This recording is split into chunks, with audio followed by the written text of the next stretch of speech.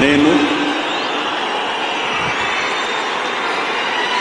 కొణిదెల పవన్ కళ్యాణ్ అనే నేను శాసనం ద్వారా నిర్మితమైన భారత రాజ్యాంగం పట్ల నిజమైన విశ్వాసం, విధేయత చూపుతానని, భారతదేశ సార్వభౌమాధికారాన్ని, సమగ్రతని కాపాడుతానని, ఆంధ్రప్రదేశ్ రాష్ట్ర మంత్రిగా నా కర్తవ్యాలను శ్రద్ధతో, అంతఃకరణ శుద్ధితో నిర్వహిస్తానని, భయం గాని, పక్షపాతం గాని,